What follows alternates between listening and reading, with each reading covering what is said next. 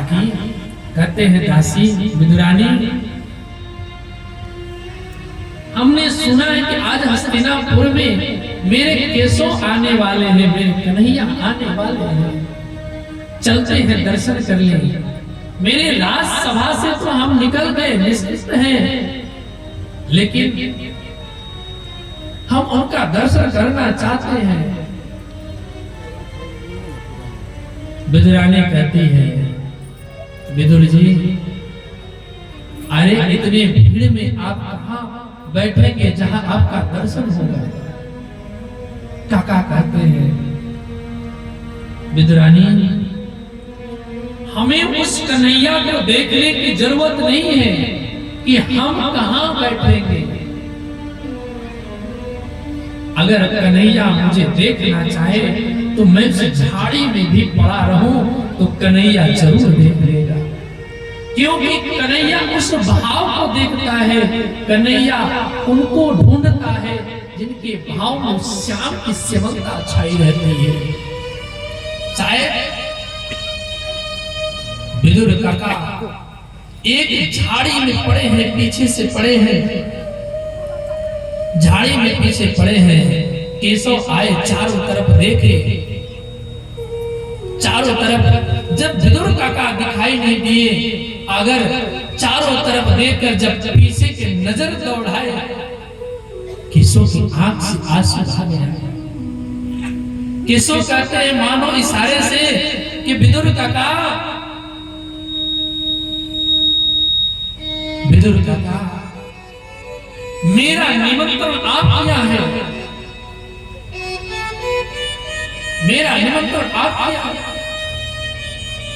साहेब, जीवन और धन्य है जो निरंतर ठाकुर की सेवा करते रहे। आज दुनिया वाले के सामने कोई दिखे या न दिखे, दुनिया वाले देखे इसकी प्रभाव मुझे नहीं पड़ता, कि दुनिया वाले मुझे देखे इसकी प्रभाव नहीं है, मेरे गोविंद मुझे देख ले, बस यही कृपा है।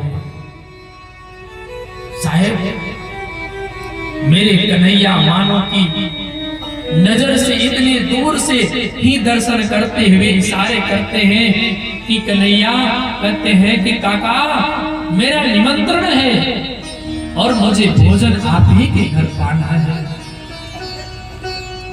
दुर्योधन बोल पड़ा, केशव, अरे आप सीधे द्वारिका से चलकर हस्तिनापुर आप स्वयं डायरेक्ट आए, लेकिन विदुर ये कब निमंत्रण आपको भेज दिए। और एक बात और बता दे, अब विदुर का इस राजसभा में कोई मतलब नहीं है। ये कहां से भोजन कराएंगे जिनको स्वयं खाने की कोई वस्तु उपलब्ध नहीं हो पा रहा है, वह आपको कहां से खिलाएंगे। महाराज, वो हम नहीं जानते कि वो हमें कहां से खिलाएंगे। अगर मुझे निमंत्रण दिए हैं तो निश्चित है कि वो खिलाएंगे। अब विदुर काका को लगा कि कन्हैया निश्चित भोजन करने आएगा, क्योंकि कह दिया है तो ये निश्चित है कि वह आएगा। साहेब,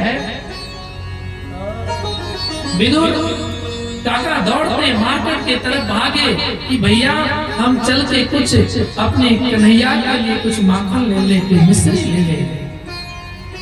और कन्हैया कहते हैं, दुर्योधन, हमको भोजन नहीं पाना है, क्योंकि भोजन की दो स्थिति और परिस्थिति होती है। क्या? अगर व्यक्ति बहुत भूखा हो, बहुत भूख लगा हो, तब तो आएगा, भोजन लेकर तुरंत पा लेगा। अर्थात व्यक्ति को भूख भी नहीं लगा है और खिलाने वाला का इतना प्रेम है कि भैया बस एक रोटी खा लीजिए। हम लोग पटना में अभी गए थे, महाराज कहते हैं भगवान की दुर्योधन भोजन दो ही स्थिति परिस्थिति में किया जाता है, ना हमें भूख लगा है, ना आपके अंदर भाव है। इसीलिए हम भोजन अब काका के यहाँ ही करेंगे।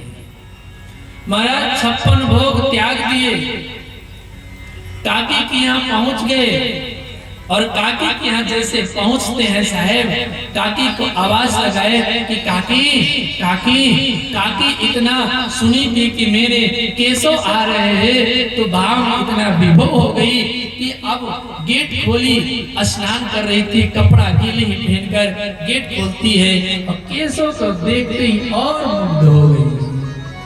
ऐसे मुग्ध आओ आओ केसो हाथ पकड़ के अंदर ले आई और कही केसो यहाँ बैठो। फिर कही ना ना ना यहाँ साहब नहीं, यहाँ बैठो, ना ना ना यहाँ बैठो। मानो कि चारों तरफ से घुमाकर जहां कचरा लगा था पीढ़ा पलट कर बैठाए, उल्टा सीधा करते करती उस पीढ़े को पलट दी और केसों को उल्टे पीढ़े पर ही बैठा और परमात्मा भी बैठ गए। भगवान तो भाव के भूखे हैं और लेकर आई। केसो कहते हैं कि काकी बड़ी जोर से भूख लगा है, कुछ तो खिला दो।